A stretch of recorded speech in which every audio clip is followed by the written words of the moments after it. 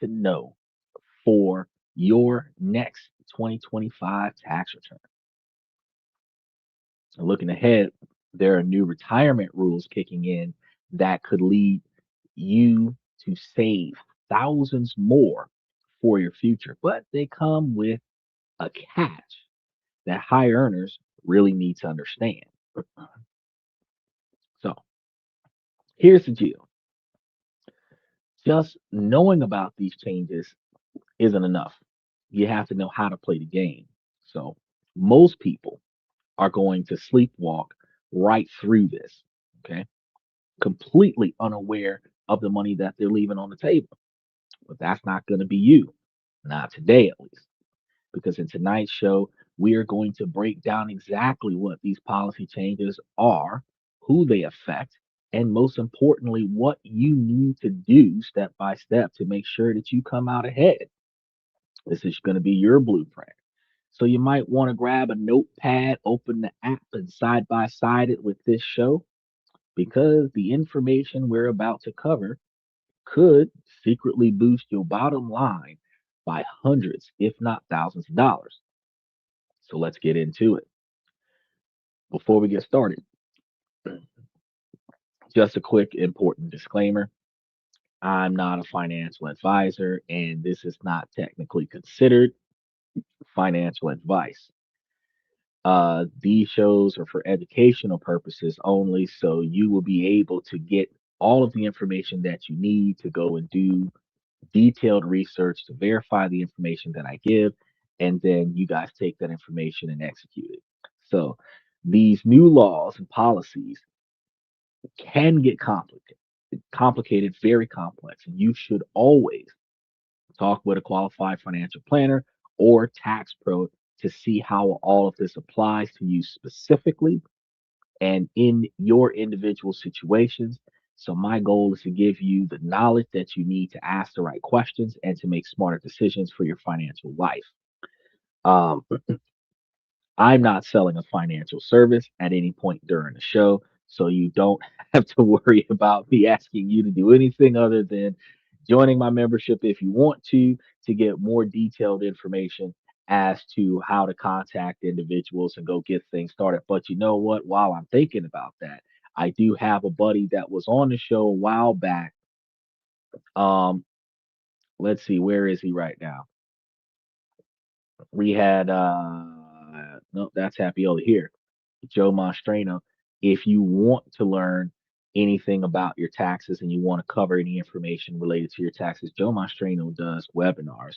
And actually, if you tell him that you got it from this show that he told you that I told you to go talk to him, then at the end of the day, he'll give you a discount on it. So I want to go ahead and touch base on that real quick because I feel like, hey, if you really, really want some inside scoops, I'll tell you who to talk to. So I put that information on the screen for you.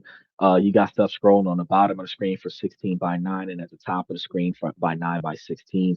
So you'll be able to see what you need to see and take down that information if you really want to get more stuff going to improve your status in taxation. So let's get started with the first major shift. And it's a big one because it just happened.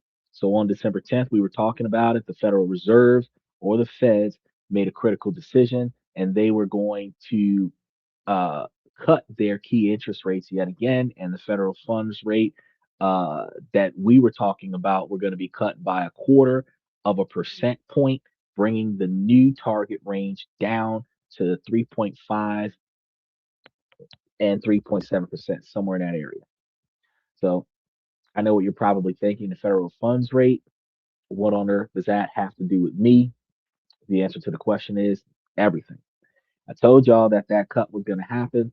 And after that cut happens, we're going to be experiencing a lot of changes. Think of the federal funds rate as a wholesale cost of money for banks.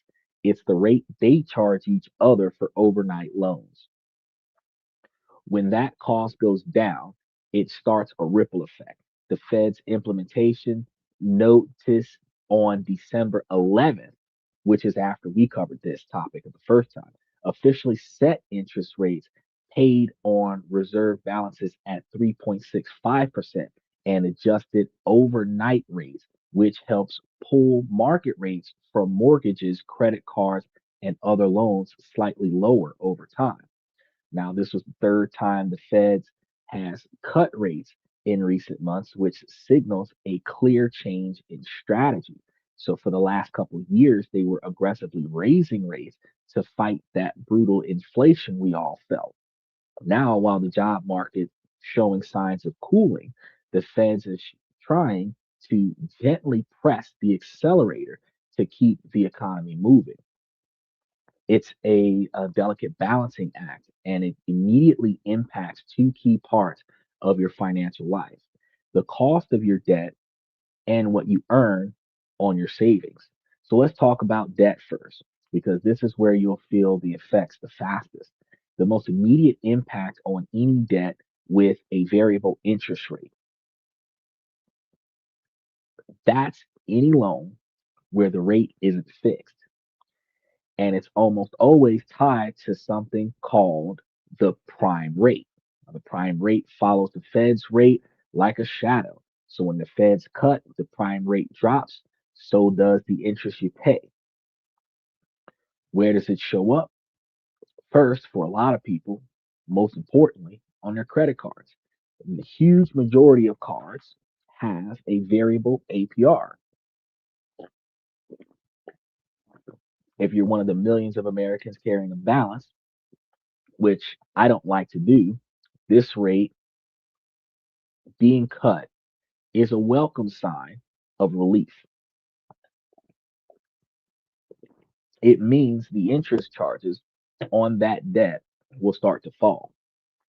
It won't happen overnight, but you should see the change on your statement within a month or two. So, probably February or March's statement. Because since it just happened, a lot of you guys whose bank statements have already rolled over, it will not necessarily be seen on the December January statement, but it should be seen on the January February statement or the February March statement. Because realistically speaking, most people do not have credit cards that start on the first and end on the 31st. It starts mid month whenever you activated the card and ends mid month of the next month. That's kind of how it happens.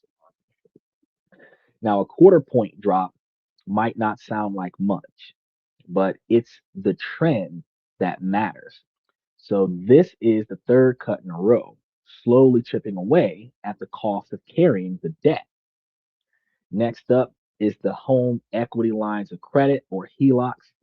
We talked about these last week as well. These are almost always tied directly to prime rates. And if you have a HELOC you used for a home project or to pay off debt of any kind, you'll see your monthly interest payments go down very quickly. On a $50,000 HELOC, a quarter point cut could save you over $10 a month.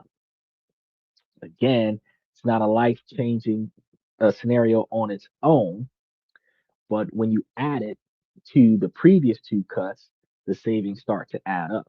And I know that when I talk to you guys about changes, when we start talking about 15, $20 changes, 50, $75 changes here and there, um, we don't analyze it as a huge change individually, because as people we look at like a $75 change like that's nothing. That's a burger and fries. That's, you know what I mean? But when you think about your $150,000 mortgage that you've got riding right now, and that loan shifts by 20, 30, $50 a month. If you continue to pay what you used to pay, that 20, 50, $75 a month is going towards the principal now instead of interest. And that 20, 50, $70 a month is paying down your mortgage slightly faster than it used to. which also means that the likelihood that you could pay off your house just that much sooner, 1, 2 months sooner, is an improvement. It's not a massive improvement. If you were based on our amortization show, if you were paying 25% more than what your mortgage was, you would be putting more money on the principal and having less money towards interest, or the interest would be paid, but you'd be putting more towards the principal, which would reduce the quantity of money that would get interest every month. And that would benefit you. And again, we talked about that specifically because Trump was discussing a 50-year mortgage plan, and 50-year mortgage plan is a fantastic thing to get into if you're going to take advantage of the low monthly rate.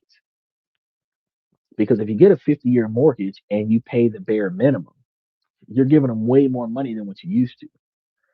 But if you get the 50-year mortgage and you're overpaying what you would have been paying for a 15 or 30-year mortgage, you would have a significantly lower interest rate. You would be covering more than enough, 150% or more of the mortgage, where you're putting most of the money directly on the principal.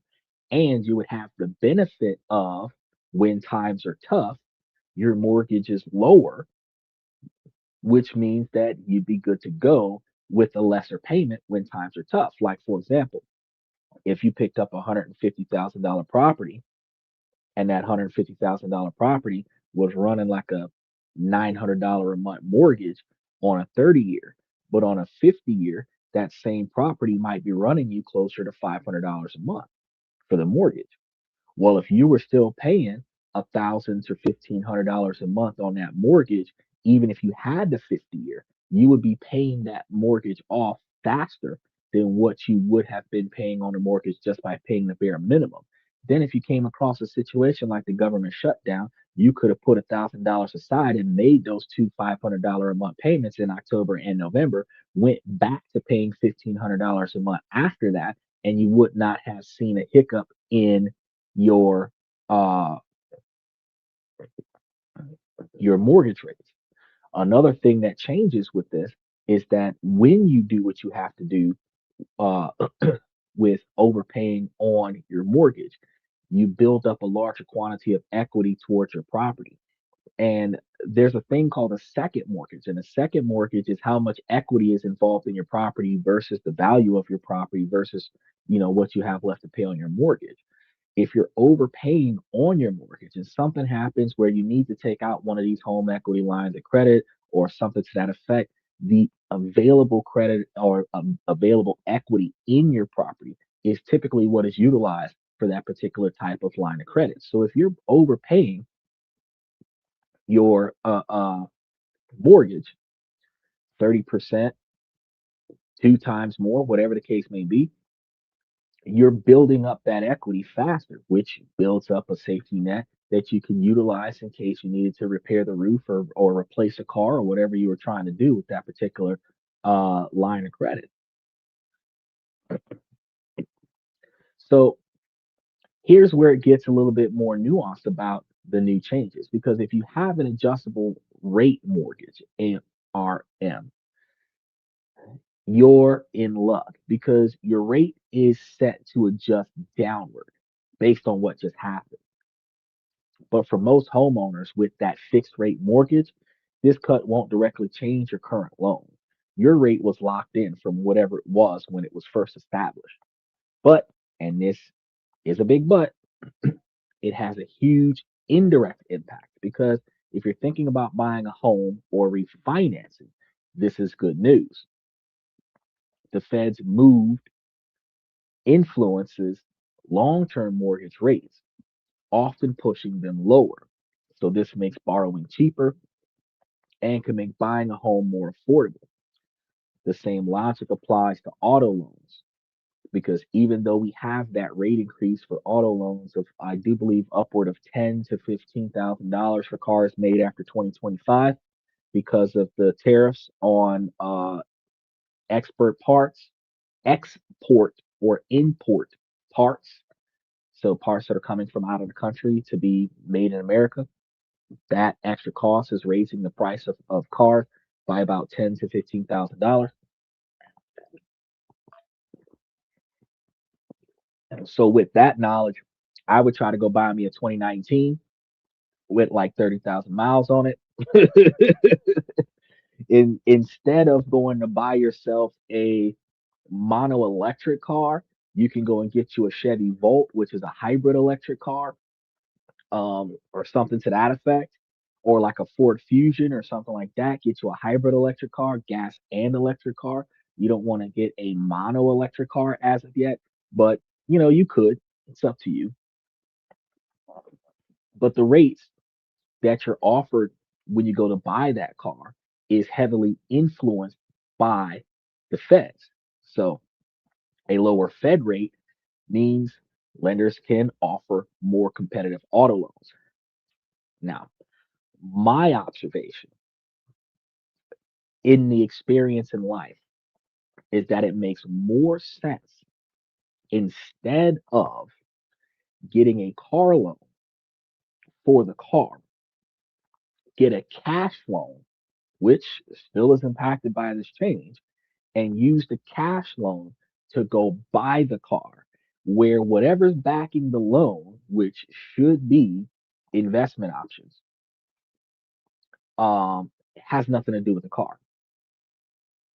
Because, like, for example, if you had $50,000 worth of a home equity line of credit, and out of that $50,000, you went and bought yourself a $25,000 Toyota Camry, cash up front. You own the car. Um, Whatever happens to that mortgage, you own the car. I don't like leveraging my assets for my assets when it comes down to my primary standard of living and the vehicles that I drive. Because if those loans default, they take the asset. Um, the millionaire mindset is to leverage something that you can afford to lose as collateral to get you money so that you can buy something that you don't want to lose. So you want to build up your assets in stocks and bonds and Bitcoin and gold and silver and all this other stuff so that you can leverage those stock options or other investment options as collateral towards cash money that you can utilize to go and buy your house cash up front, to go and buy your car cash up front, so that you don't have to deal with fluctuations of taxation and other such. But if you don't have it like that, and you're gonna take the extra money that you saved up and put some money down, you're gonna start rocking that rock. Let's go ahead and rock that rock. So the game plan here is going to be clear. If you have a variable rate debt like credit cards or HELOCs, watch your statements to make sure the rate reduction gets passed on. This isn't a green light to spend more money. It's a chance to pay down your balance faster, since less of your payment is being eaten by interest. So once you realize that the interest rate has gone down, once you look at last statement versus this statement and you see a change in the interest amount, that's the green light to go and pay down more debt faster. Okay. Now, the flip side, the coin, and the flip side of the coin actually is looking at the other side of this, your savings. Because what's good for borrowers is often not as good for savers. Now, we were just sitting over here talking about uh, Tuesday or Wednesday of last week, we were talking about getting the CDs and offsetting the CDs for the sake of financial benefit. And I was thinking to myself, I'm like, yes, if you stack your CDs every 30 days, you have a new CD that's running for a year. Every month next year on the same day, you're going to be getting money released based on a certain interest rate. And especially if that interest rate is locked in upon a contract signing, then you're able to get more stuff back on a regular basis. If you juggle this, what will happen is you can either reinvest your principal and keep the interest, or reinvest your interest and keep the principal, or reinvest both um, to increase the values. In the case of an emergency that month, if the money is cleared, you can take care of a problem that's inside of the realm of that amount of money. But if you don't have any problems that month, you can reinvest the money back in. Likewise, and this came off of the dynamic of there is literally nothing in our lives that is identified as an emergency that has to be handled today. Typically, the stuff that has to happen today are things that are delayed today. I think your car getting towed is probably the only thing that requires immediate resolution. Because if they take your car today, they're going to charge you daily rates. And the longer they have it, the more you have to pay. But even in that scenario, when you think about the fact that if they're charging you 25 or $50 a day to hold your car, if you need 3 days to go get the car, you have a fixed amount of money that you're going to have to get by the third day. So you don't necessarily have to rush out there and go and get the car. You just have to get the car before they sell the car. But beyond that, there's nothing in life, no matter how uh, disastrous an emergency is, there's nothing in life that is so urgent that it can't wait till tomorrow. A friend or family member gets rushed to the hospital. There's no reason why you need to go get money today. The bill is going to come to you in the mail after the person survives. The a medical appointment after the appointment is done. Car repair after the car gets fixed. You might need money for the car tow, but you're going to charge that to your credit card. You're, there's nothing in life. Your bills are expected, and if you pay them early, then you're not due for another 6 weeks. So there's nothing that happens in life, money wise, that requires you to immediately take action on something. I stand corrected. Paying the meter so you don't get a ticket, probably it. But if you knew you were going to pay that meter before you parked your car, again, you would have gotten the money before you parked your car there and paid the meter. So there isn't a reason that I can think of where, if you're being a responsible adult, that you would not already have the funds before you perform the action. And no action would be performed that would require you to unexpectedly go find money to go and take care of that situation. Typically, things like unexpected gambling debts, you know what I'm saying? Bonding yourself out of jail, DUIs, calls to court, settlements on lawsuits against you. Those are things that happens where now you got to redirect money, but it's still not, you got to do it today. It's like you got to do it within a reasonable period of time, but you don't got to do it today. So when we think about this, you have to think about how you could put your money somewhere, because we're right now we're talking about saving money in banks. You could put your money away into a CD and offset them. And within the next 30 days, one is supposed to clear up for you. Instead of reinvesting that one, the one that you know that's coming in, that's the expected due date. So if you have a financial obligation that needs to be covered, this would be the moment where you would tell whatever uh, collector, for whatever reason, that, good faith, I will pay you the money. I have X, Y, and Z that is supposed to go towards this, and that money will be made available after X, Y, and Z date over the next couple of weeks. And usually, the collector of the debt will wait for the money. They're not going to tell you, no, that's unacceptable. You got to give me money faster. No, it's like, bro, my money doesn't clear the bank until, if your money didn't clear the bank until the 25th, you could tell in the day it doesn't clear the bank until the 25th. And the 25th is around the holidays, so you might not be able to get it from you until the 27th. But by the 28th, you and I should be able to work this out. So even today on the 22nd, going into the 23rd, I'm still telling whatever collector that, hey, while I've got money coming in, you're not likely to get your hands on it until next week, Tuesday. But you'll get it, right? That's a verbal guarantee, right?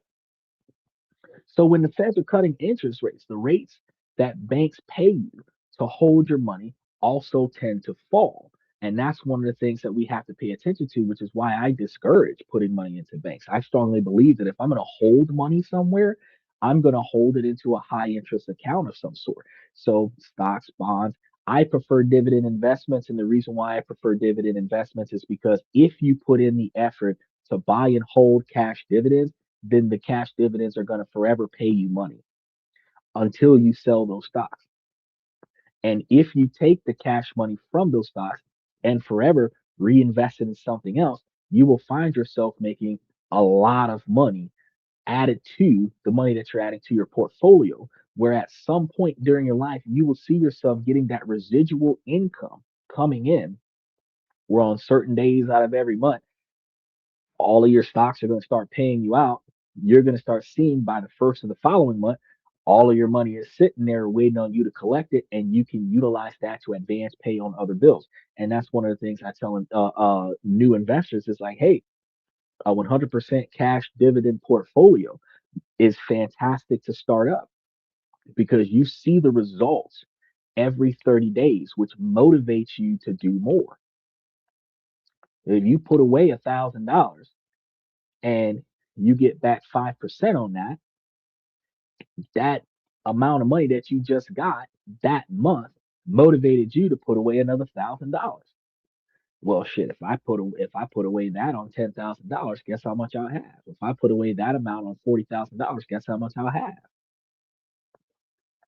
If you're operating on a 20% return, that's when you really start feeling sweet because you put away $1,000 on a 20% return, you're looking at $200. And when you see that $200 coming back on that $1,000, where you know that the bank would have probably gave you a dollar or two, you're like, yes, I want more of this, and you start putting more down. And by putting more down, you start getting more back. And since you're reinvesting your interest along with the new principal, you're doubling down on your success rate, which increases and expedites your capabilities of reaching that $500,000 in 10 years, that whole million or 1.5 million in uh, uh, uh, 20 years. And that's one of the reasons why I talked to you guys about it. He said, Cat Williams' cousin, Nola, 504. Oh, special shout out to Louisiana. Louisiana boy. What's going on, brother?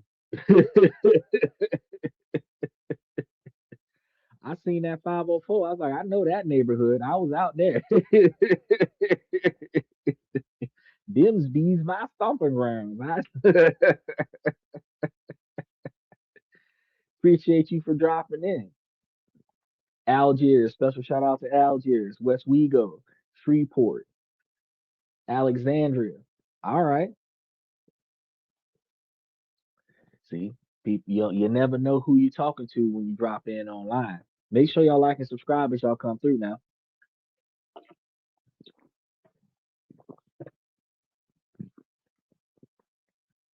So if banks are earning less on the money that they lend out, they are going to pay out less on the money that they take in, which is why I don't like putting my money in their hands.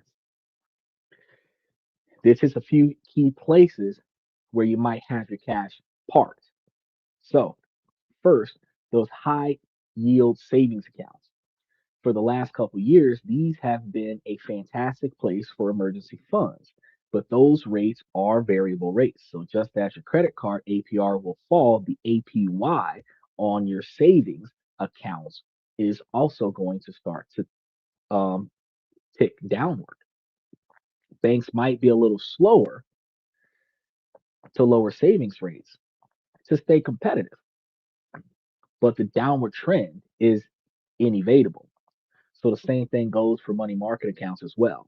The second area is the certificate of deposits or CDs. Here, you have a bit more control. If you already have the money locked into a CD, congratulations, you're not affected by what just happened. Your rates are fixed until that CD matures, which is why people do these CDs because they get in there at a fixed contractual rate. even if it's a escalating rate over the course of the contract. But if you're looking to open a new CD, the rates that you'll be offered will start to decline, which will cause you to rethink your position on whether or not you want to get a CD. This is going to create a strategic choice for you because if you have cash that you know you won't need for a year or two, now might be the time to consider locking in a CD rate before those CD rates fall even further. If you want that money coming back to you on a regular basis, it makes more sense for you to get stock options that have high interest yields on them, um, something above 15%. And typically, real estate investment trusts are some of the ones that have the higher rates between 16 and 22%. And if you're buying and holding on those and they're paying out the regular dividends, then you will see yourself making a lot more money off of your efforts. And that's one of the things that motivates you more to save. Because when you put money up in a CD, if you go buy gold or if you go buy Bitcoin, you don't have the money in between the time you invest it and the time that you get it back because with the CD, you have penalties if you close it out early.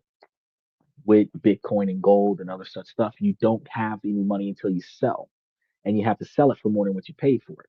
Because if you don't have any money. See what I'm saying?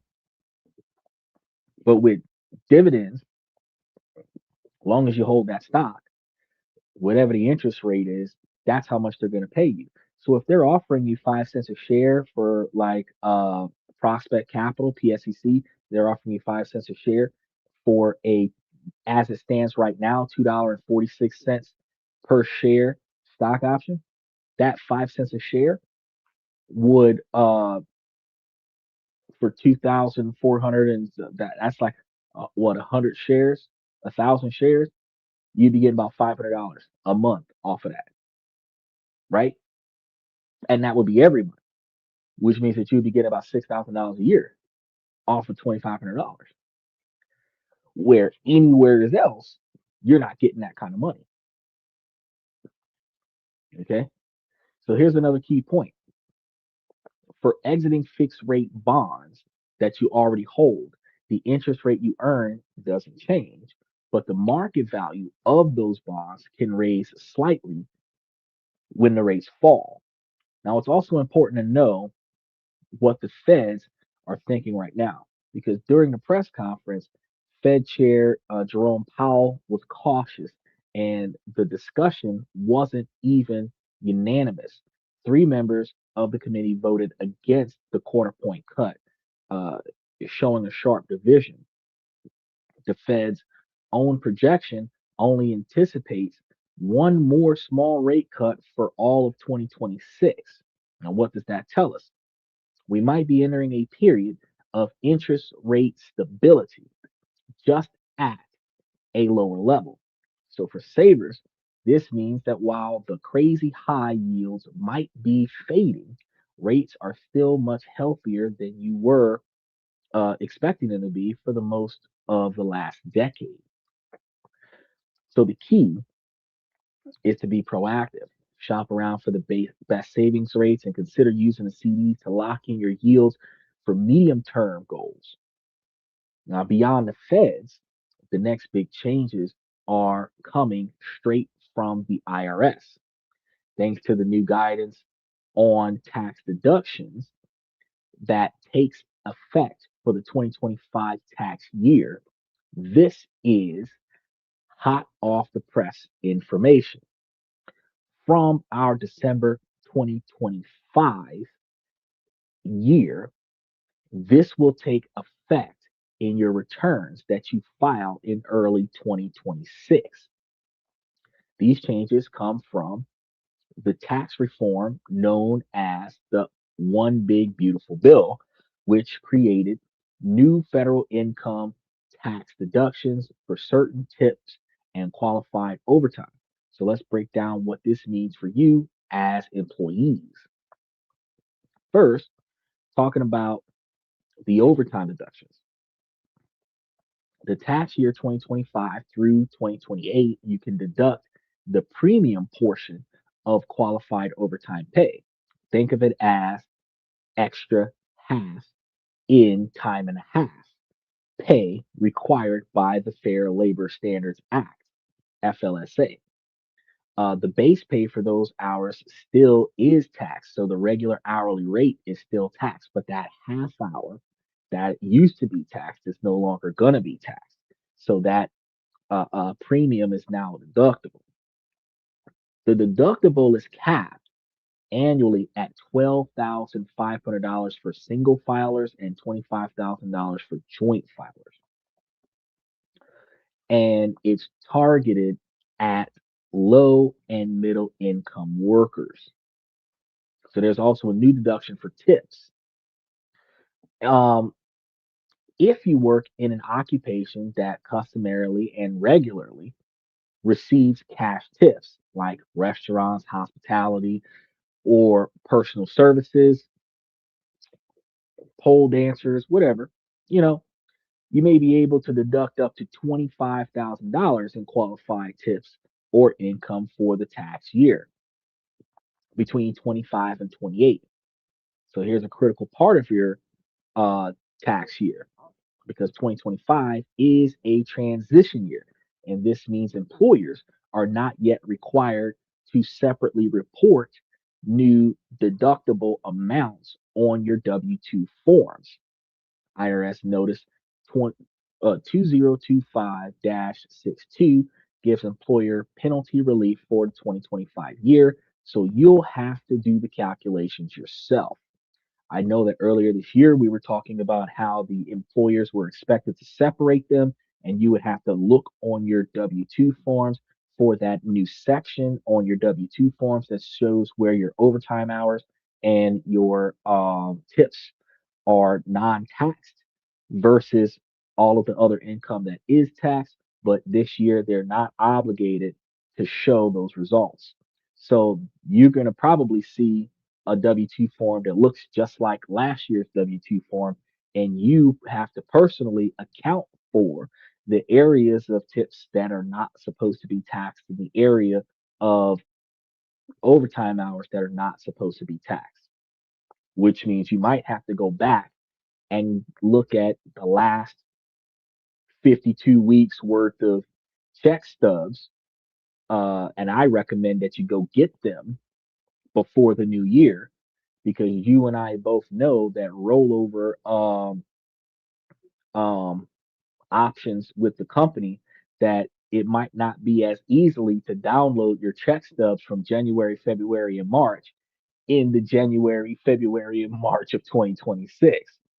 So right now in 2025, you need to be going to your, if you don't have a copy of your check stubs, you need to contact your HR or contact your employer so that they can contact HR and say, hey, can I get another copy of all of my check stubs for this year?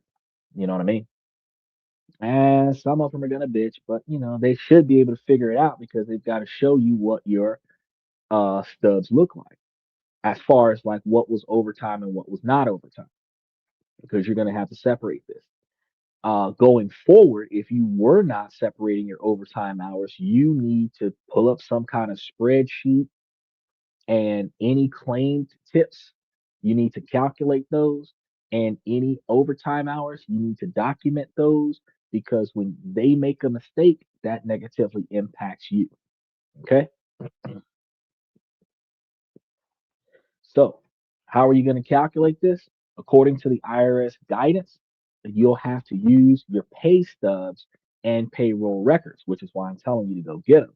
The IRS allows for practical shortcuts. For example, if your pay stub shows a single combined figure for time and a half overtime, you can treat one third of that total as a deductible premium. So let's say that you're making $20 an hour and your job shows you that your time and a half is $30 an hour. Well, one third of that is going to be $15, well, $10 an hour. So that $10 an hour is one third of the $30 an hour, and that $10 an hour is going to be tax deduction. Now, when you think about this, remember I told you that you have $12,500 worth of overtime deductions.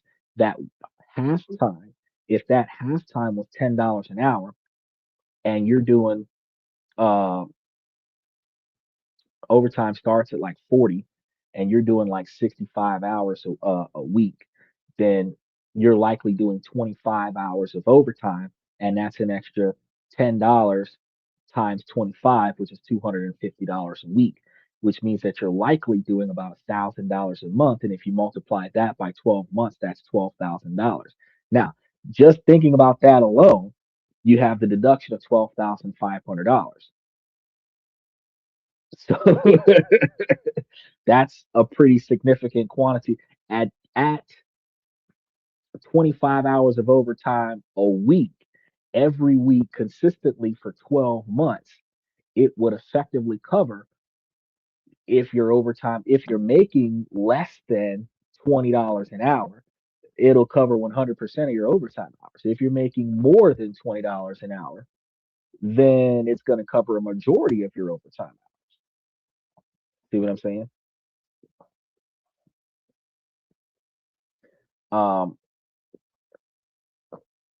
Michael's saying, special shout out to Michael. He said, keep overtime separate from your regular hourly wage. Well, see, people who have not been paying attention to that this year, they're going to start paying attention to that. But what you'll see on your check stubs is your regular hourly rate and then a separate line for your overtime hours. But it may not have a separate line where you have 40 hours of regular time, 40 hours or 25 hours of overtime at the regular hourly rate plus the separate line, the third line for the 25 hours of the halftime being deducted.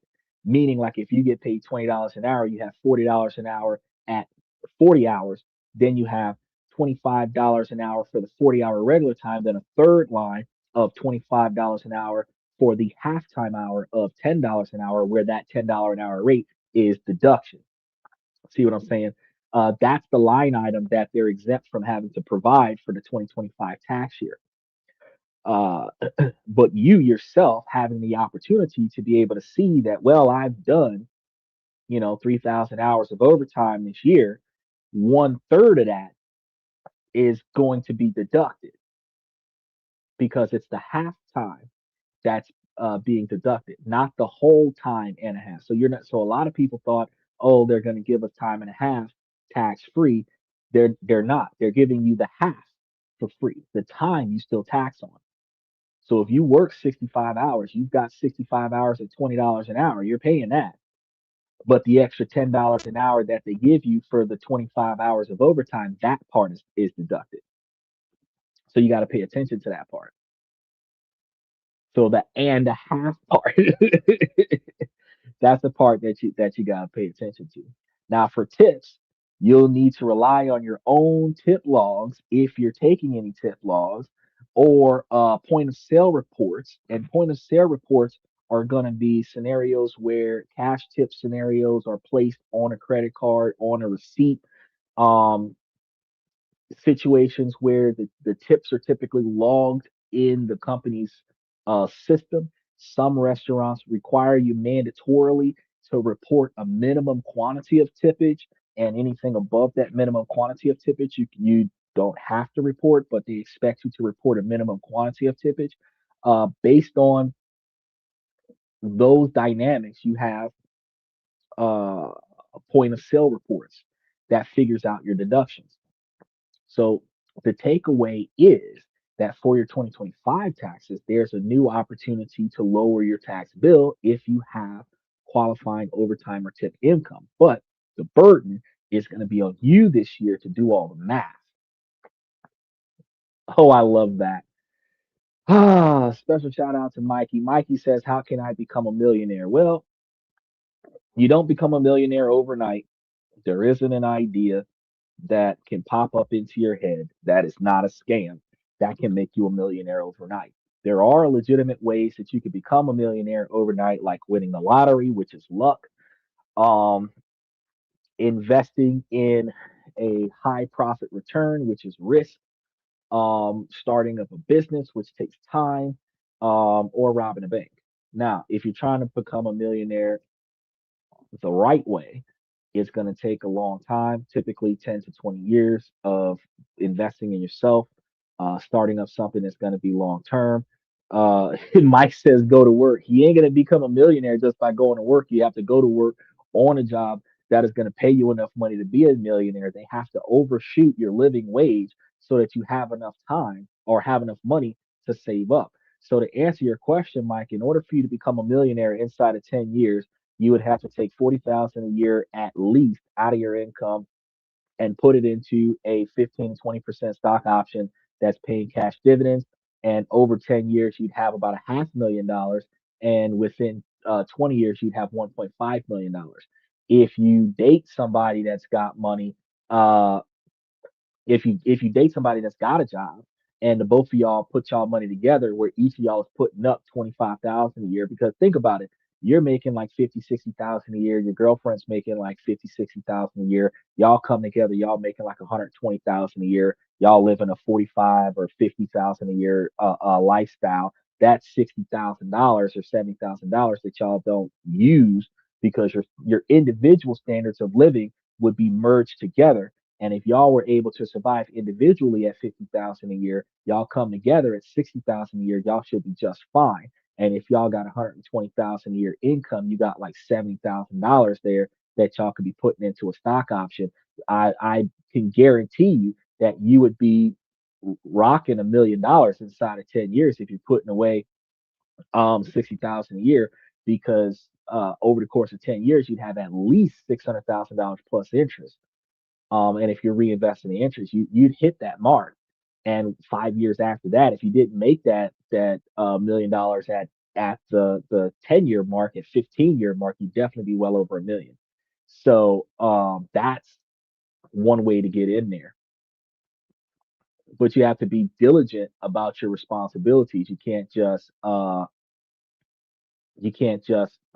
in there and go and do uh like a get rich quick scheme. He says people say ownership trumps going to work. Yeah, depends on what you're owning. Because if you own real estate, first of all, real estate is work, pretty much, because you have to do a lot of research, find a lot of properties. You have to negotiate to the owners of those properties, pick up the contract for the property, then go acquire the money to get the property if you don't already have the money on hand. And that takes a lot more effort because you have to qualify for the money. And then after you do that, then you're supposed to go close the deal. Once you close the deal, then you've got to put people into the property. And once you put the people into the property, you have to deal with consistency in payments, where the first few months might be good, but every now and again you have a scenario where there's a hiccup, and that hiccup you have to compensate for. Um, and then you have to expand. And expanding means that once you get a good stability on this particular type of source of income, you would have to then leverage whatever equity you have left in the property and put that towards getting another property and doing it all over again. So while ownership will pay you more money for less effort over time, you're still putting in work. You're just building it from the ground up. You are the front line until you hire people to do the work for you. For example, you might pick up the first two or three properties, you might manage those on your own. You'll be making enough money to hire a management company. The management company will take over, you'll make less money, but you'll do no work towards the property. Then you'll have more time to focus on expanding and getting more properties. After a while, you'll get enough properties working under that same management company where you'll turn around and use that information, use that time and that income to go and hire people to go pick up properties for you. So now you're not picking up properties. Now all you're doing is closing deals. You're going to have enough money coming in over time to hire people to close deals. Now you're not closing deals anymore, and you're not picking up properties, and you're not managing properties. Now the shit's just expanding on its own.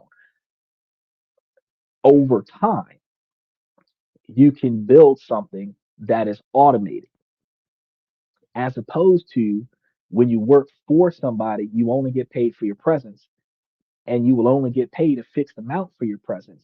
until you beg them or negotiate with them to give you a raise for your presence. If you don't show up, you don't get paid.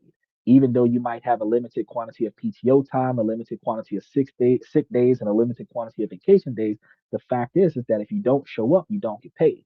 So the best way to go so that you don't have to work anymore is to invest in something that's going to pay you so that even when you don't do anything, so that you're continuously getting money. And then the money that you don't need, you reinvest it in that to increase the quantity of money that you're getting paid so that when you do stop working and you need the money, you have more money coming to you than what you need. And that is a benefit because then you'll be able to take what you don't need, reinvest it to increase your principal, and then take what you do need and live the life that you want to have without having to stress about where the money is coming from. He said, faster that way, right? Yeah, it is faster to invest. Um, Michael says, properties auctioned off for pennies, buy them. No. Okay, so when he puts this up there, bid for assets thing, it's not necessarily because you're auctioning off to the highest bidder, which means that you're not necessarily going to get these properties for pennies. The fact is that you have to do your own research, and you're going to be looking for places that nobody wants or nobody knows exist. You're going to be going into places that have a high supply of real estate and a low demand for it. You're going to be picking those properties up dirt cheap because nobody knows they exist. Then, instead of trying to flip them and sell them back out, you'll be able to hold them and use them as rental properties. After you put the rental property up, or put the tenant up in the rental property where that property is generating revenue, then you can leverage it. So like he's saying here that they got some properties in there that go for 40,000 and resell for a value of 422,000. The fact is that you're going to get that property at 40,000. You're going to hold that property at 40,000, put a tenant in that property, but because that property is generating revenue, it's not just worth 422,000, it's worth 422,000 plus the rent. So now you could potentially leverage that property instead of selling it for 422,000, you could leverage that property for 300,000 and use that to go buy what uh six more properties at 40,000 apiece and put the rest of it in your pocket as payment, advance payment, and then you don't have to worry about where your money's coming from for your bills because while you're expanding in the company, you already paid yourself first. And that's one of the biggest rules in real estate is always pay yourself first because if you pay yourself out of whatever's left, you're not guaranteed to get anything. If you pay yourself first and then start spending money on everything else, everybody else is going to get whatever's left after you get paid and your standard of living is secured. Yeah, and then those apartments pay for themselves and become cash cows because you're holding them. Uh, yeah, and I do not like servitude either. He said going to work is servitude. Yuck. You're smart. Own the company and let's go fishing. That's true. Question: have you checked the site out? I don't know how that makes a difference, Mike, because however many times that I check out the auction sites and however many times I check out the real estate investment sites, the deeds, tax liens and deed lien sites, uh, doesn't change the fact that the dynamic is still the same. When you're auctioning off to the highest bidder, you're either going to find about the properties that have the least amount of value, or you're going to, well, not the least amount of value, the least amount of interest from other people, or you're going to be going up against prime properties with people that have deeper pockets to you. Okay, because we're not talking about one company versus another. We're talking about an individual versus a real estate investment firm. Okay, so from a person to person recommendation, because yeah, I understand that you do a good job of going through estate sales, but if you were trying to auction or bid in an auction with dealers where they wanted the item that you're trying to get, in order for you to outbid them, you would have to have deeper pockets. You go places where estate sales, the people who are there don't really know the value of the stuff that you're looking at. You'll get it, somebody else will want it, and then you'll sell it to the other person. But that does not change the fact that if you were sitting next to somebody who had the same knowledge that you do with three times more money than you do, that you would have a harder time getting that exact same item. And that's what I'm talking about. Is that most people will never read a book if given to them. Well, of course, most people don't pay attention to the information that's online, which is the reason why my podcast exists, is because I'm taking common knowledge that could have been publicly researched if people actually gave a shit about improving themselves. And I put it into a video where they now listen to the video. And after they listen to this video, they go and do the research and verify what I told them, and then they take action on that. So most people don't like to read. That's one of the reasons why YouTube is so popular, because every how to video about every book that has ever come out has been made because people don't like to read. That's the same dynamic as I go to car auctions and get cars even when dealers are there. But you're going to car auctions getting cars that dealers aren't interested in,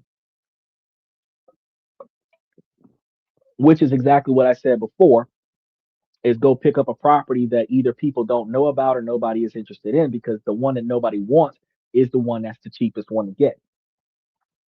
You're not telling me that you're going to go to a car auction and outbid a dealer for a 2024 Chevy Malibu. You know what I mean? You're going to go to an auction, you're going to find a car at a good deal because that car has a reasonable quantity of mileage. It's going to have a reasonable body style. You don't plan on doing any repairs on it. So you're going to pick up a certain type of car and then you're going to put it out. But think about this though, dealers are more often than not going to try to pick up a car in the last 10 years.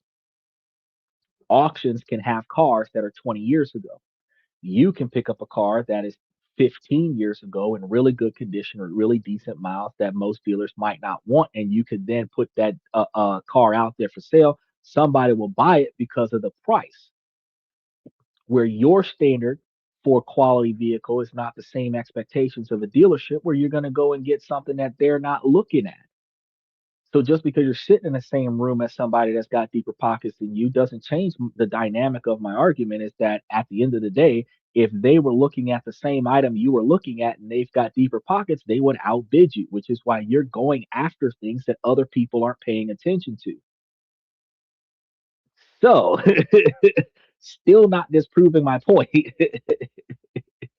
If they have nothing invested in it, well, yeah, if the dealership doesn't have nothing invested in it, you want to go with me? No. Well, okay, look here. Point proven. I'll buy a 1974 truck from an auction. Exactly. But most dealerships probably would not go out there and grab nothing less than a 2015, likely. Used car dealerships right now, buy here, pay here's, might have a 2010 on their lot. You're buying a 1974. 1974 truck is going to be valued by antique dealers and collectors. So, depending on the condition of the truck and whether or not they want to invest the money to restore that truck, is going to determine whether or not they get that truck. But you buying a 1974 truck for 500 bucks at the auction is not the same as a dealer putting down $15,000 on a Porsche from 94, or ironically a Porsche from 2001, or not 2001, 2006, 2008, 2010, stuff like that. Did your school have a debate team? uh I don't think that makes a difference. My college had a debate team, but I wasn't on the debate team. I was on the student government. I actually spend most of my time debating in the legal system since, laws aren't made for people with good tans and we have to fight for ourselves because nobody else will. But I don't think that that's the dynamic here. The fact is that true to life, as I made the statement, no, you s- you say blue, I say red. No, what happens is that I made a point, and you tried to undermine the point by coming out of left field with something with a straw man scenario, as if the dynamic is different, and the dynamic is not different. I said from the gate, going to an auction is selling to the highest bidder. That's what I said. And I said that from that dynamic, you don't want to go against a highest bidder scenario as an individual. I said that you would want to go do your own research and find properties that no one else is interested in so that you can get those at a cheaper rate. Put a tenant in there, and because that property you could pick it up at $40,000, then you would put that property, put a tenant in there, and then leverage that property for 300 grand. Because if it can be sold for 450, you can get 300 grand for it. Put 50 grand in your pocket, and then buy five more properties or six more properties doing the same method where you're getting undervalued properties because nobody's interested in them, and then you can utilize that to expand your business. Then you argued about whether or not I've been to the site, which has nothing to do with what I said. And then you started talking about how you're capable of doing this with uh, your estate sales. And I reminded you that if you were in the same room in an auction scenario with somebody with deeper pockets than you and they wanted what you were looking at, they would outbid you.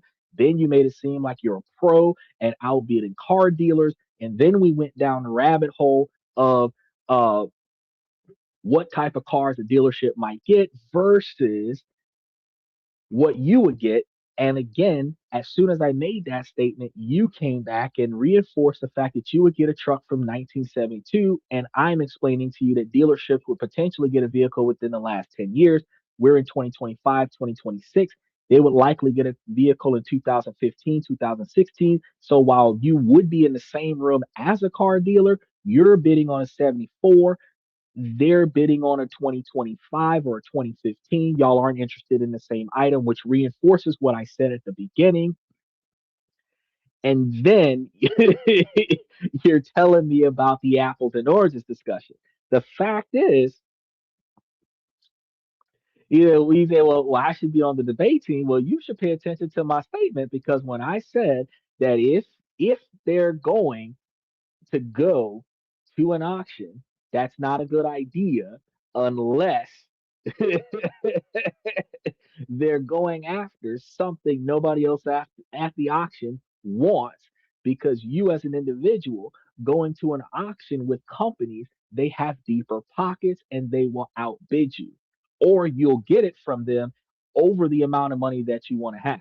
He said, no, you love to argue the point. No, I like to prove the facts.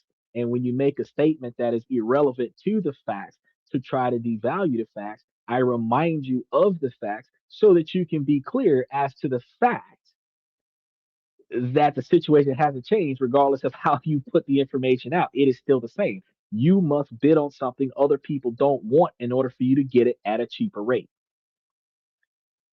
So if someone wants a car that bad, then let them have it. Many cars at the auction. So now you're deflecting. Exactly. Yeah, you are old. Yes, you are old. A 1974 vehicle. You're 71, going on 72. So of course you're old. But a 1971 vehicle, 1974 vehicle, is not the apple of the eye of the average certified pre-owned vehicle dealership or the average eye of the used car dealership. The buy now, buy here, pay here place.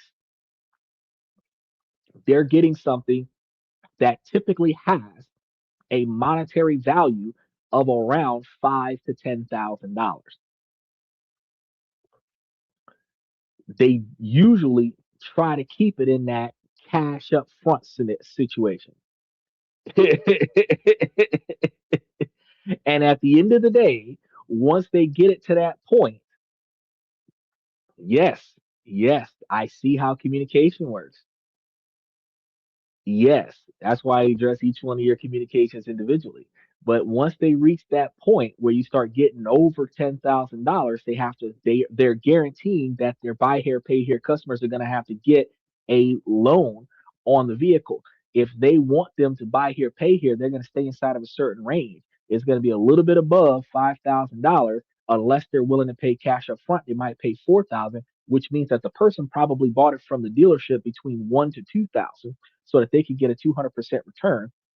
And if they finance it, they're going to finance it at 6,000, or they're going to go as high as 10,000. And a 1974 is not going to be sold at an auction for 2,000. A 1974 might be sold at an auction for 200 or 300. In 2026, maybe a 2005 might be sold at 750.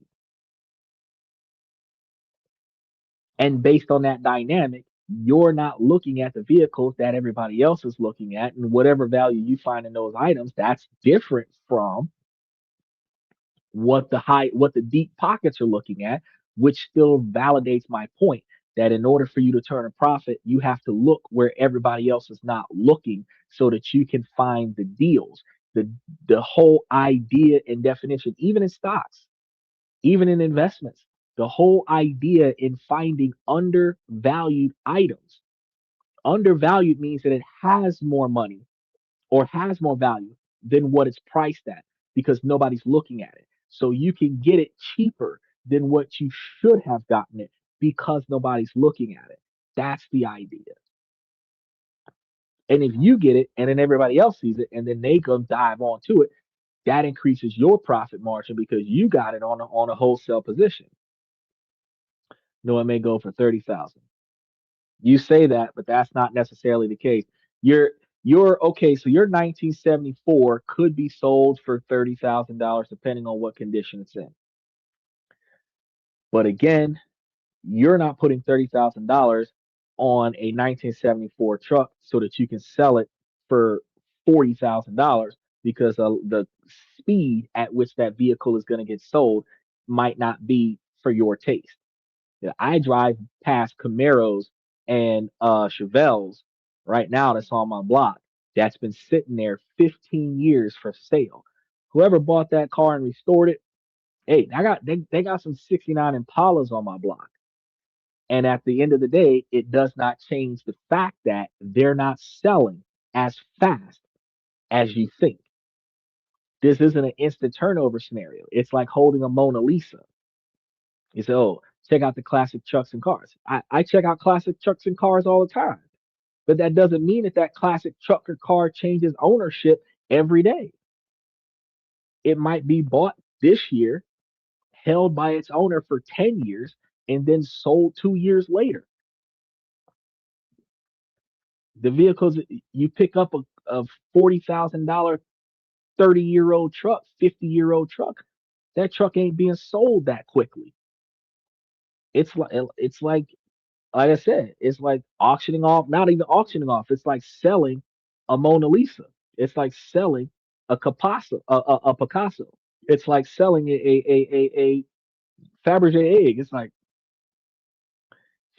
like trying to get stock market value off of a brick of gold at a pawn shop. It's hard to do because an item is only worth what someone else is willing to pay for it, and you have to find the person that was willing to pay what you want for it in order for you to get rid of it. Yeah, two-door SSs that are sitting on the block right now, like four of them. Been there. Matter of fact, first time I seen them put on that lot was about 10 years ago, and they're still there.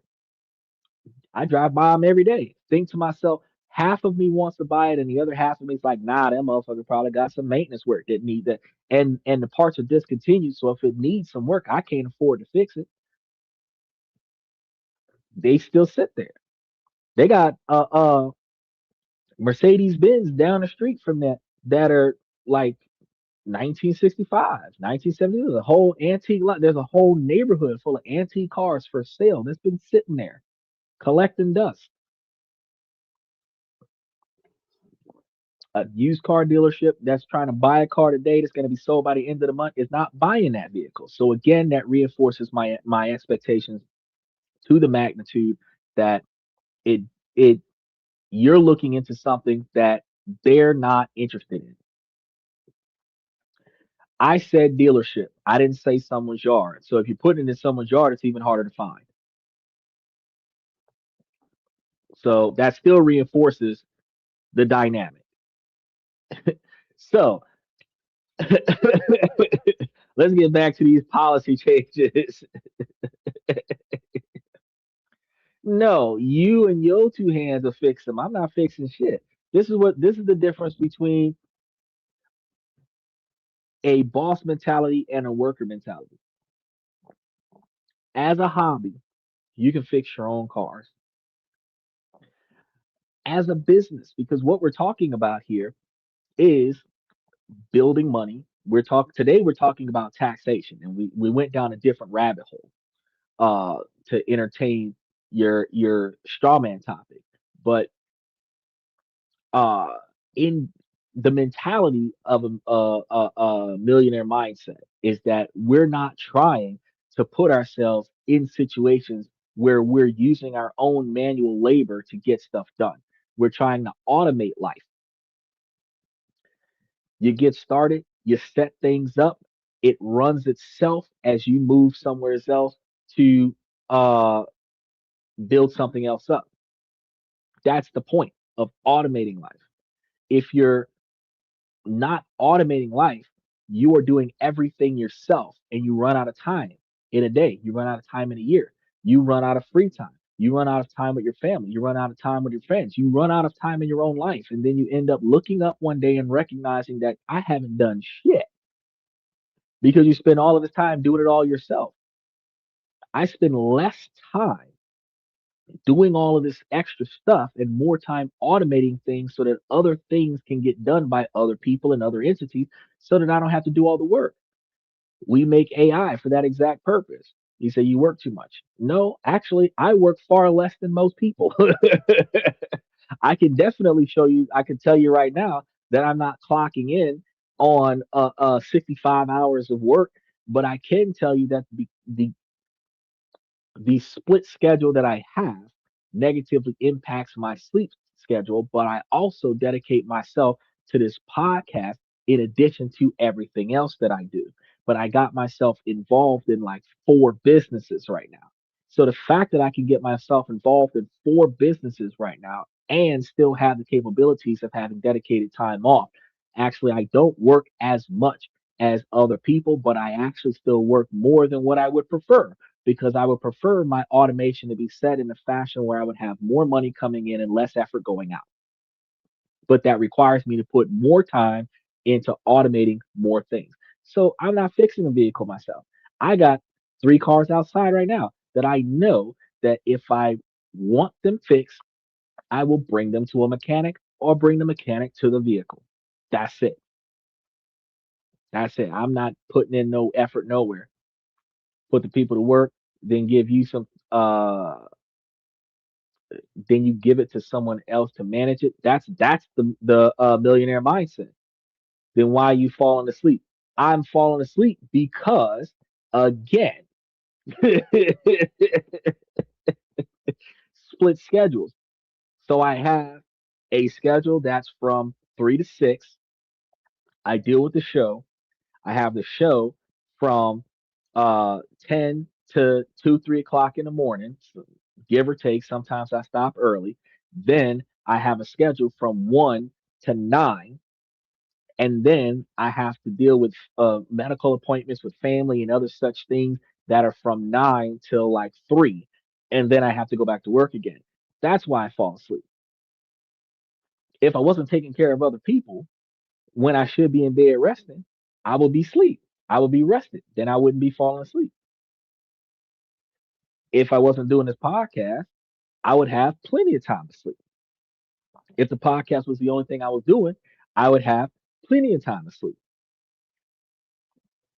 But how much time am I actually on the podcast? How much time am I behind the scenes on a podcast? About 5 hours out of the day.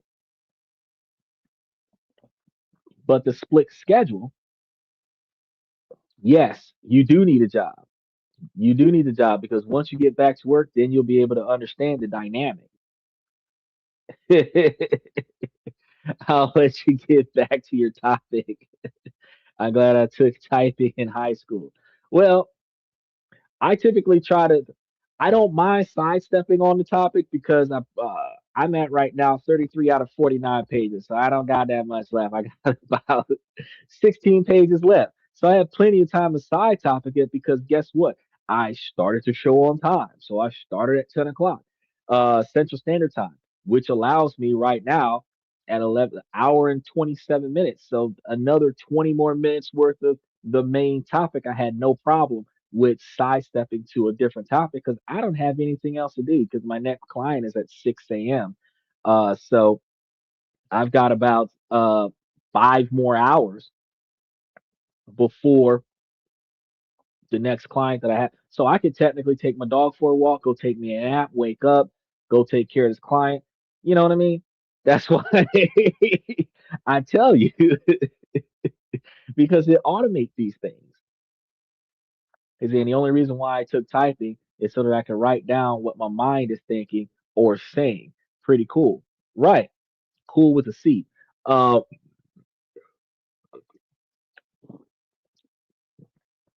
I took typing because they had typewriters in the classroom.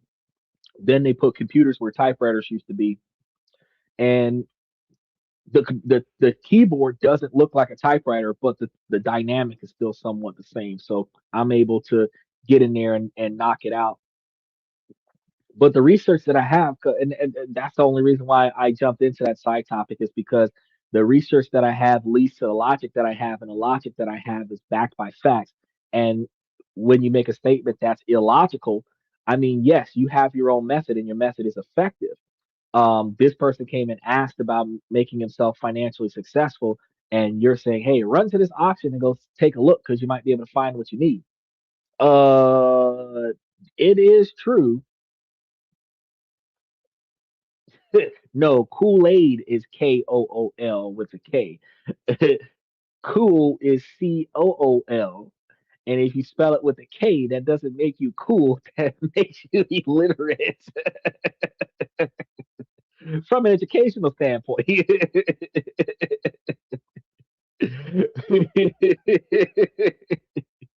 Now, from the Urban Dictionary, cool with the K makes you, dapper. But from an educational standpoint, you misspelled the word.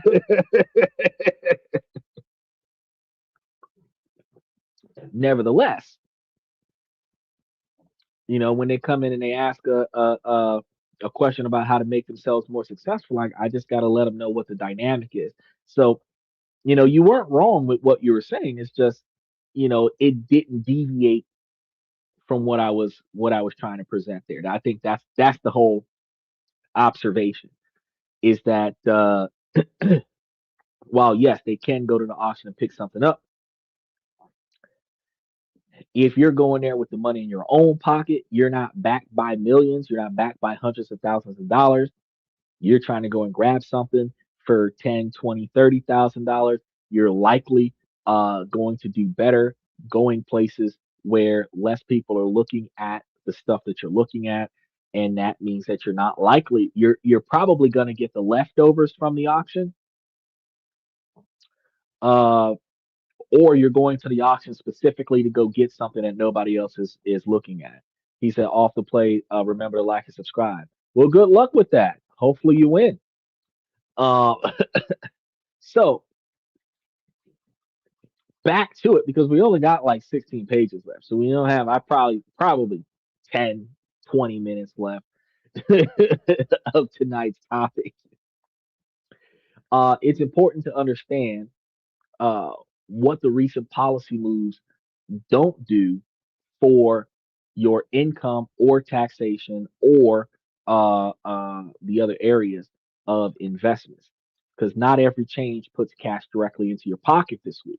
For example, recent IRS and Treasury guidances has largely focused on business facing rules. So on December 19th, the IRS issued a notice 2016-01 creating a safe harbor for businesses claiming the SEC 45Q tax credit for carbon capture. See, that's why I was telling you, Michael, there wasn't a lot of stuff to talk about as far as the individual people because I'm about to get into big business stuff. This mainly affects project investors and energy companies, not ordinary wage owners, though it could influence energy prices down the road. Similarly, the administration has announced new economic policies aimed at boosting domestic manufacturing through infrastructure investments and tax incentives for firm producing in the United States. So this kind of initiative can affect jobs, wages, and prices over the long term, but they do not immediately change individual income tax rates or put cash in your pocket today. So the most noticeable effects for you in the coming weeks is likely to be that slow adjustment in loan and credit card rates, not a sudden change in your paycheck. So that means that your check is still going to be your check. The money's still going to come out of your check. But the difference is that when you file your return, you're likely to see more money coming back this year. So the new tax rules are for when you file the 2025 tax season between January and April of 2026. It is not a stimulus that changes your cash flow today. Okay. So while those tax deductions are for the 2025 year, an even bigger set of changes is set to revolutionize how we save for retirement in 2026, thanks to the Secure 2.0 Act. So let's start with the new contribution limits for 2026. The maximum that you can contribute to your 401k, 403b, or thrift savings plan is increasing to $24,500. The limit for IRA contributions is also getting a boost to $7,500. For those 50 and older, the regular catch up contribution is increased to $8,000 for 2026. This means if you're 50 or older, you can put a total of $32,000 into your 401k next year. But here's where a major new rule for Secure 2.0 kicks in for the first time.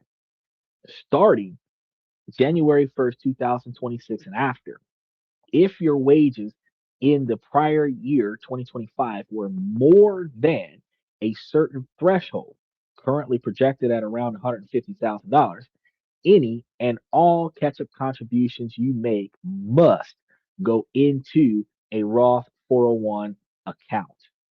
You will no longer have the option to make those catch up contributions on a pre tax basis. So, this is a huge policy shift designed to get more tax revenue to the government today. But wait, it gets even better. For some savers, Secure 2.0 also introduces a super catch up. Now, this is specifically for people who are ages 60, 61, 62, or 63. Because for 2026, this special catch up amount is a whopping $11,250. So if you fall into that 4-year age window, your total 401k contribution limit for 2026 is an incredible $35,750, which is the $24,500 regular contribution and the $11,250 super catch up contribution. So this is a golden opportunity to turbocharge your savings right before retirement. And remember, if your income is over that high earner threshold, that entire $11,250 super catch up must be made on a Roth basis. So we've covered a ton of ground today from the Fed's rate cuts to the 2025 tax deductions and huge changes coming to the retirement savings in 2026. We also spent a decent quantity of time talking about investments in stocks and bonds and real estate and car dealerships and antique cars and auctions. So if you found the breakdowns valuable and you want to make sure that you never miss a critical update that affects your wallet, do yourself a favor right now and make sure that you take the time to hit that subscription button and turn on the notification buttons because we are constantly tracking these developments to give you guys the information that you need to know what to do when you are trying to improve your wages. He says, what apologies? What was the rate for 49 and 50? Um, I don't think you understand the dynamic.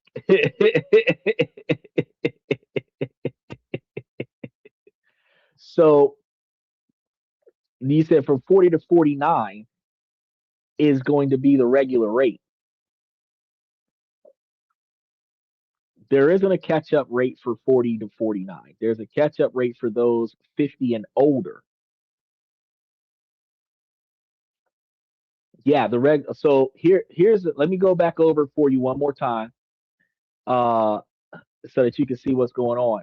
Uh, you have the 401k and 403b or thrift savings plans increasing to $24,500 for everybody that's under the age of 50.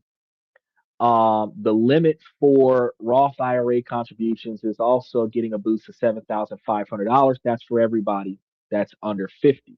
Now, for those 50 and older, the regular catch up contribution is increasing to $8,000 for 2026. And that means that you would go from the $24,500 to $32,500 if you're over the age of 50.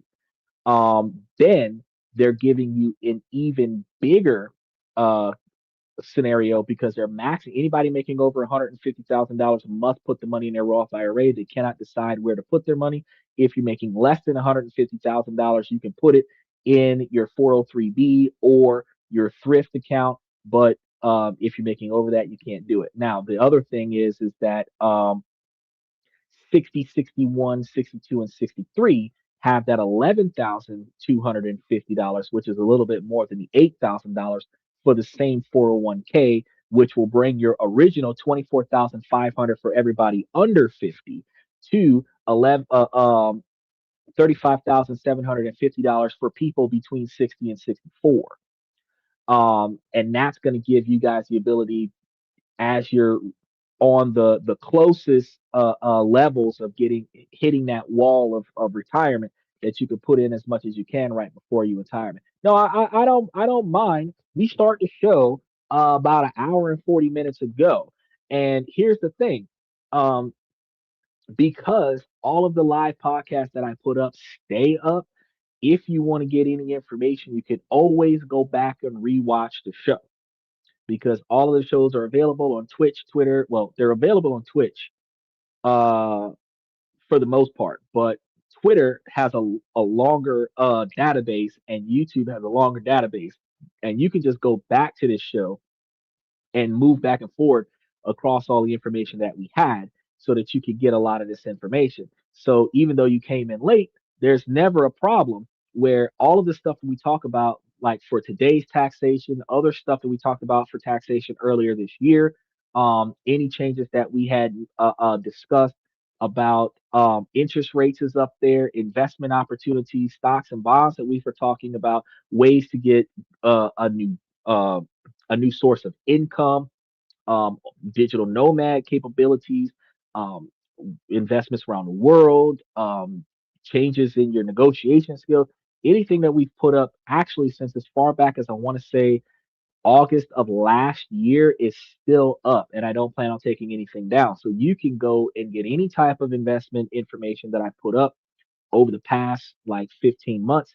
And any information that I've given you about personal development, and you can put all that stuff together because I have trusts, um, LLCs, C corporations, offshore banking, passports, dual citizenships, uh, unorthodox investment opportunities, because it's not just real estate is the most common one to get. It's the easiest one to get into. It's the hardest one to get into because you got to have money or you got to have stuff, but you can do it anywhere because every country around the world needs development in housing.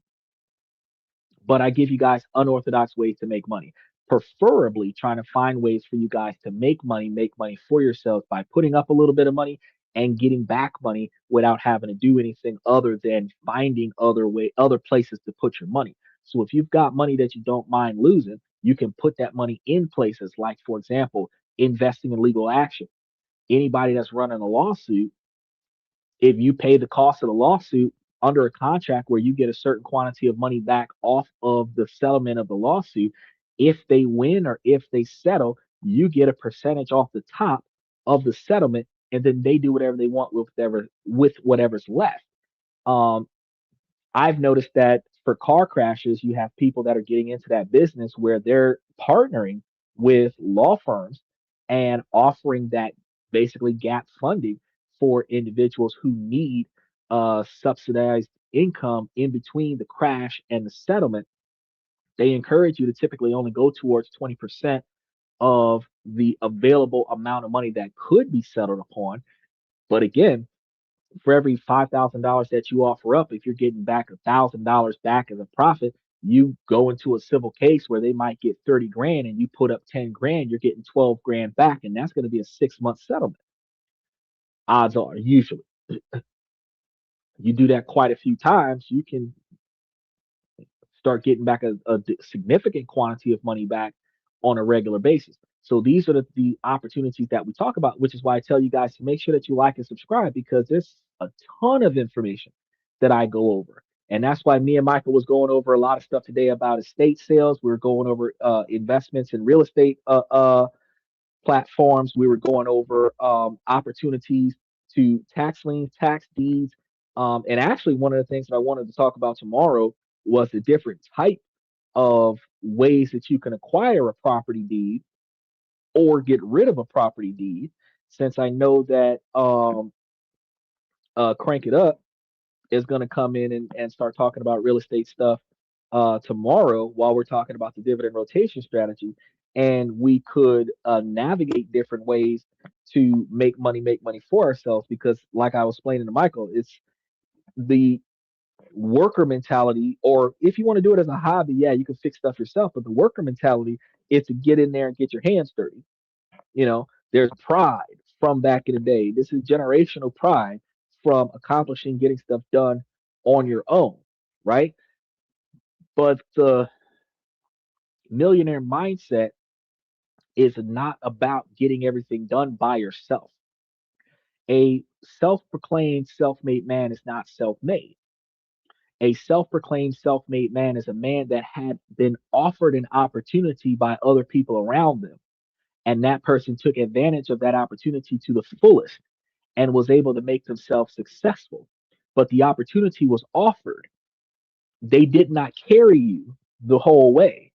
They showed you where money could be made, and you went and made as much money as possible. That's a self made man. They might have, like, for example, a self made man in politics might be somebody who got an intern position in a government office and ended up in Congress.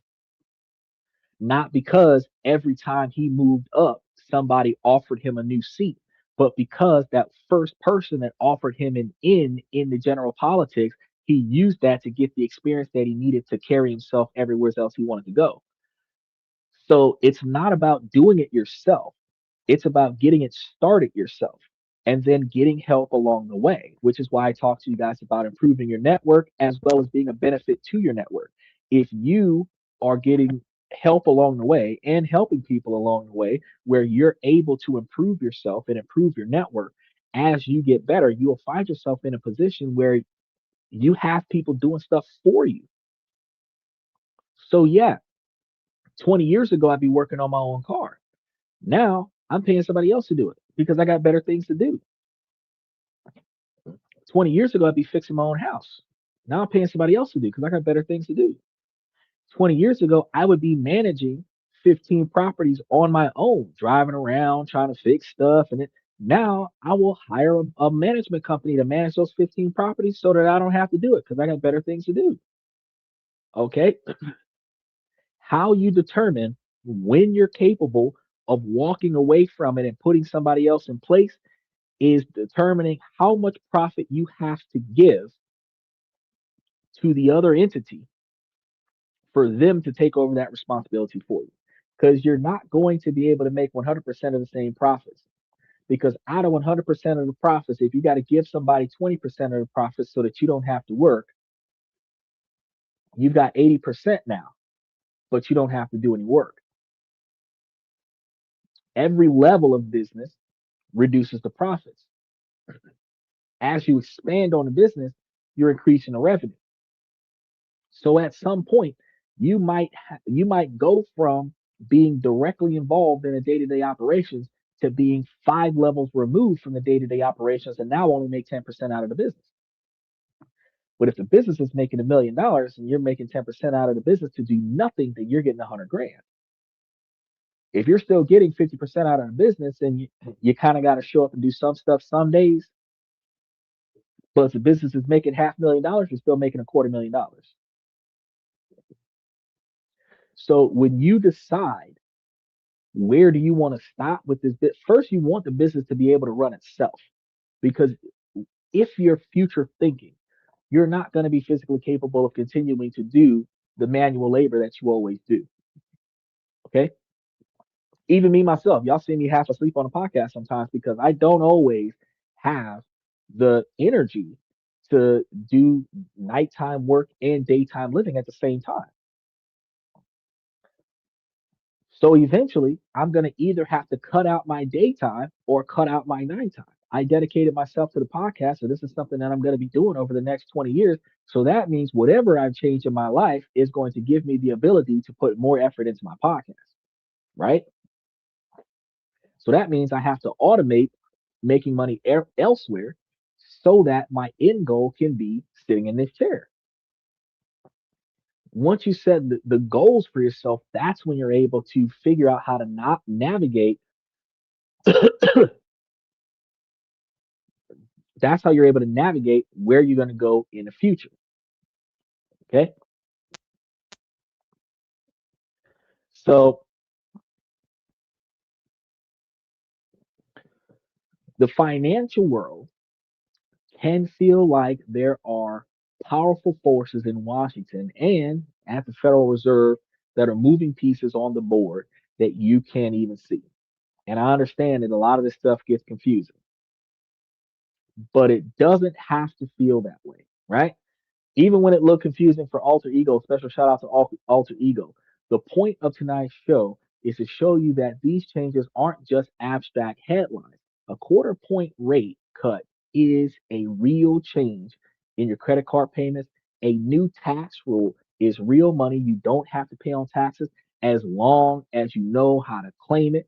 And that Secure 2.0 Act that he asked about isn't just legal jargon, it's a chance to put extra thousands or even an extra $11,250 into your retirement account next year. Knowledge doesn't just give you power, because I know everybody says knowledge is power. Knowledge gives you agency because it turns you from a bystander into an active participant in your own financial story.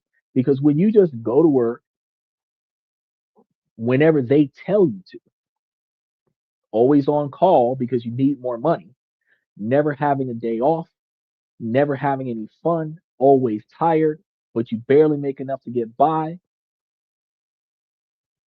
never because your job isn't secure.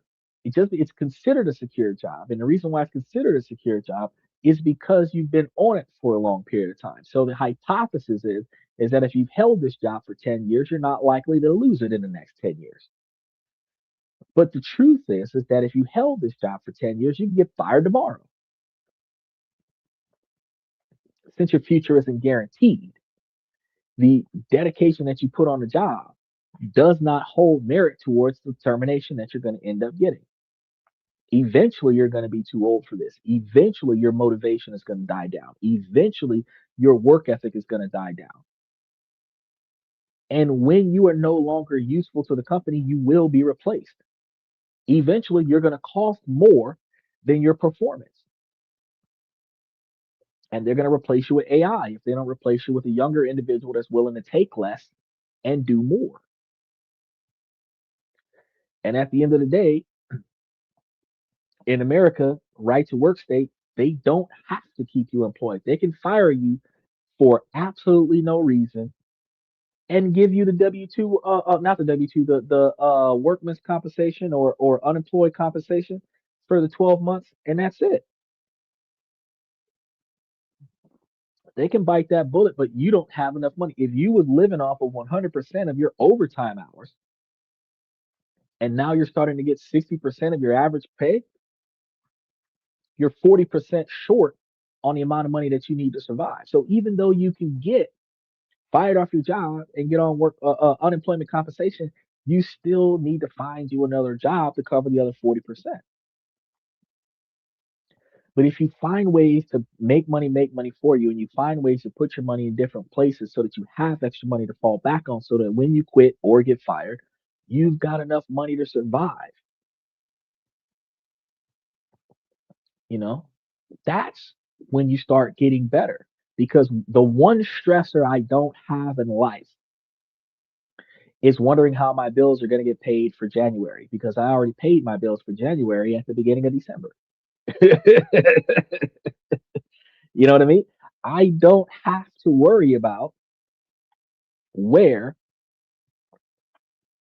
my money is coming from because it gets direct deposited every month. I could use my fintech, special shout out to FinTech 101. I can use my financial technology to track where my money is and where it's going, send it to where I want it to be at. And the fact is that when we start paying closer attention to what we need and how we need to get there, we can put more effort into making ourselves more successful. You'll find that if you've got more money to spend instead of wasting it, you've got more money to invest. Plenty of times there are things that I think about that I wish I could go and buy, that I want to go and buy, that I have the money to go and buy, but I don't buy it. Why? Because I think to myself, well, I could have that, which would ultimately collect dust, or, or, or I could put that money somewhere else where I could start making more money to go get that later out of the profits, where I still have it. But the difference is, instead of me putting my principal on it and then having to go make more money, I can put my principal on something and use the interest to go get the luxuries in life. You go from wasteful spending to high end investing. I'm not saying don't live a life of fun. Yeah, you should be able to entertain yourself. You should be able to get your vacation in and stuff to that effect, but within reason. You should be able to find a way in your life to take something 20, 30%, 40%, put it away. And if you have entertainment after that, that's fine. But you know how you do that? First, you're cutting off stuff you don't use. That's how you do it. That's the first thing you do. You cut off stuff that you don't use. You turn off all the memberships that you don't need. You if you've got a whole bunch of vehicles that you're not using, you get rid of some of them. You or at least take the registration off of them so that you don't got to pay the insurance on them, so that you can save money on the insurance. If they just sitting in the yard, let them sit in the yard, but don't pay for $300 a month per vehicle for 5 vehicles that's not being driven. Save you some money somewhere. The fact is that if you can reallocate your funds in a more effective way, everything that you want to do in life will still get done inside of your budget, and you will still have extra money left over. And the extra money that you have left over can be invested. If your goal is to put away a certain quantity of money, you can put that money away first while making sure that the base quantity of standard of living is covered. And then if you've got any money left over out of that pie, when you broke it into three pieces, your guaranteed investment opportunity outside of your guaranteed financial responsibilities, that other third can be utilized for entertainment. Whether you want to buy frivolous things or if you want to go and enjoy the life of Riley. But like I said, 40 grand a year put aside. And I can calculate it. I can calculate it, uh personal habits can cost you almost $1,500 a month per habit. And then dating could cost you another $1,500 a month. And that could lead to $45,000 a year between two different daily habits and dating. At least as men, could cost you upward of 45,000 a year. Cutting out unnecessary habits and not wasting money on unnecessary engagements that are ultimately going to leave you frustrated in the first place. That 45,000 a year, you can put that into high interest savings between 15 and 20% and make yourself a millionaire inside of 10 years. At least 15, if not 20, taking into consideration the opportunities where you might have an emergency somewhere. And the fact is that knowing that a 20-year plan, you could change the way you spend your money. And even at 40 years old, by the time you turn 65, you won't need to work no more for the rest of your life. Even at 30, 55, you wouldn't have to work no more. Even at 20, 45, you wouldn't have to work no more. You would if you wanted to, but you don't need to. You would be able to take what you do and you would be able to go where you need to go and live the life that you want to live, and you would be able to upgrade your standard of living. So if you was operating off of 30% of your standard of living when you had to work for it, think about how much you got going on when you don't got to work no more and you're making 3 times more money than what you was making before. You now know about the opportunities and the new rules presented by these quiet policy changes, and you guys can find out everything that you need to know to make certain changes in your life. You have the blueprint. Your job is to take action. You have to review the debts, everything that you got going on. You need to gather your 2025 pay stubs to prepare for the new tax deductions. And you've got to plan your contributions to take full advantage of the new retirement limits. Don't just let the information that I'm giving to you guys be interesting to think about. Let it be profitable. Let it be the catalyst that helps you build a stronger, more secure financial future. You guys have to stay informed and stay proactive. I want to thank you guys for coming to tonight's show. But before we go, I want to say, ladies, as long as the situation doesn't make sense, I'm going to keep asking you, ladies, to make it make sense. So, ladies, please make it make sense. Fellas, I give you guys this information to help y'all become higher value men so that you can take this information and change the things in your life that you can control and then navigate around the things that you cannot. Ladies, while this is a male driven podcast from the male's perspective, you too can take this information and make yourselves higher value women. You just have to readdress how you prioritize the things in your life. Now, one more time, I want to thank you guys for coming. Tomorrow, we're going to be talking about the dividend rotation strategy and potentially different ways to acquire or get rid of a deed for a property. So we're going to be talking about that. So I want you guys to stay tuned for that. So one more time, thank you for coming to This and That. I'm your host, Xander, where we talk about this, that, and everything in between. And I'll see you guys tomorrow night.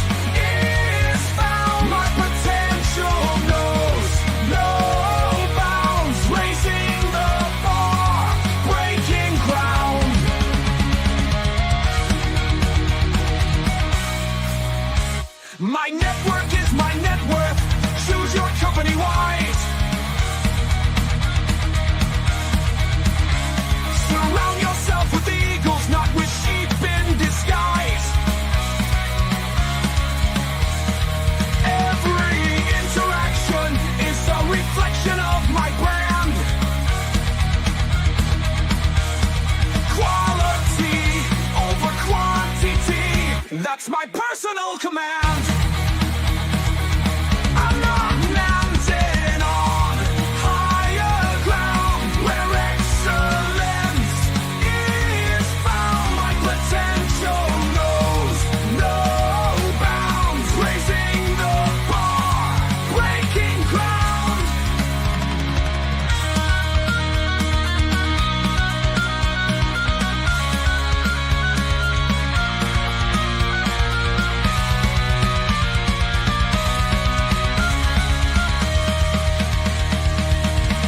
I'm not just living, I'm manifesting my vision, cutting through limitations with surgical precision.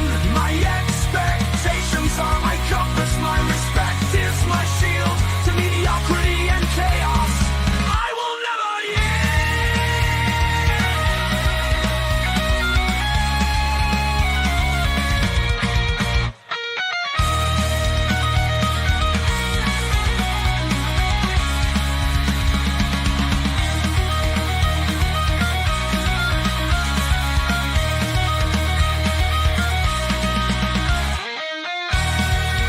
I'm not just living, I'm manifesting my vision, cutting through limitations with surgical precision. My expectations are my compass, my respect is my shield to mediocrity and chaos.